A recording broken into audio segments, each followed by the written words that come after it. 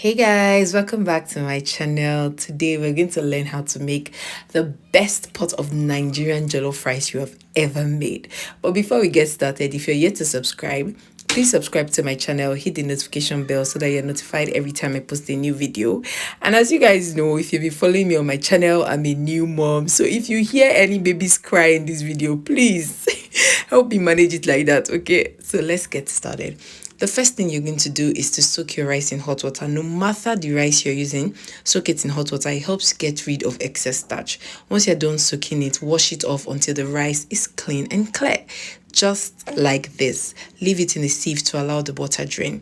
Next up is our pepper base. For jollof rice, roasting your pepper base gives it such an amazing flavor. It gives it a depth of flavor. So roast your peppers, and once you're done roasting, you're going to blend this until it is smooth. Once you roast your pepper, there's no need adding water because your peppers are really soft at this point. It's almost like blending like soft fruit. So just pour everything into your blender and blend. All right, easy breezy, right? Okay, let's go on. Once you're done blending, your pepper should look like this. You guys, can you see how thick this looks? Yes, this is the consistency you are going for. So once it is smooth, we're going to put that aside, and I'm going to show you the seasonings you're going to need. We're going to need some jollof mix, that's tomato paste. We'll need, I use my Ninja bottom pot. I use Maggi jollof seasoning. I use curry, thyme, rosemary, nutmeg, and our starter pack. One of the things that makes this jollof rice really good is toasting your rice, that washed rice, in flavored oil. Guys, my flavored oil has rosemary, basil, and garlic. But if you don't have flavored oil, just use butter, okay? Unsalted butter, and you're just going to toast this in the flavored oil. I also added more garlic powder to give it a depth of flavor. So you're going to toast this for about 10 minutes until everything looks like this. And also toasting this rice helps your rice remain grainy, and so that it doesn't, stick together when it gets in the pepper base. Now guys, my favorite pot for making jollof rice has to be my cast iron pot, because guys, this cast iron pot is made from that local eco korean that we used to cook jollof rice. Yes, that's what it's made from. So it gives it that patty flavor. So I went in with some flavored oil. I fried my starter pack. Starter pack is just minced onions, garlic, and scotch bonnet pepper. And now I'm going to fry my jollof mix. Okay, we're going to give this a really good stir, and frying your jollof mix at this point, just jollof mix has such a good flavor, and it just infuses the flavor into the oil before you even fry your tomato paste. Next up, we're going to fry our tomato paste. I'm using Tasty Tom jollof mix. It also gives it a rich flavor. So just fry that. Fry your tomato paste now, okay? Do not add it later. Fry it now until it cuddles up and it is properly fried. Now, once you're done frying your tomato paste, we're going to add that rich roasted pepper blend. Okay, now this is it. I was trying to put it in with a spoon, but I realized I was going to take all my time, so I just poured it directly from the blender. So just pour it in. Easy breezy, right? Okay, let's continue.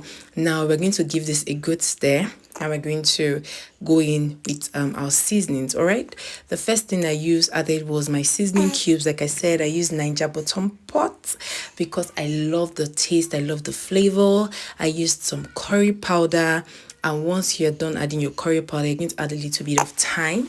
We're also going to add some rosemary. Not so much rosemary. Rosemary has such a strong flavor. And I added a little bit of nutmeg. I'm going to give this a mix. If you guys have noticed, I haven't added salt to this yet. I like to add my salt after I add my stock.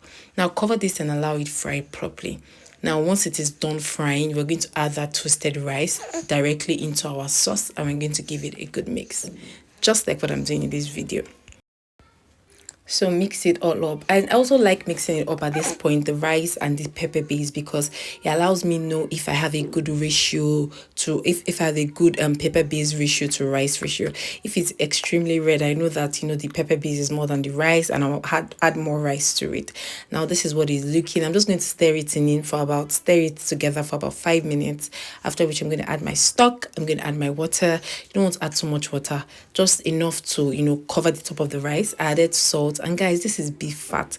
Beef fat is just, when you cook your beef, the fat that just settles on top, that's it.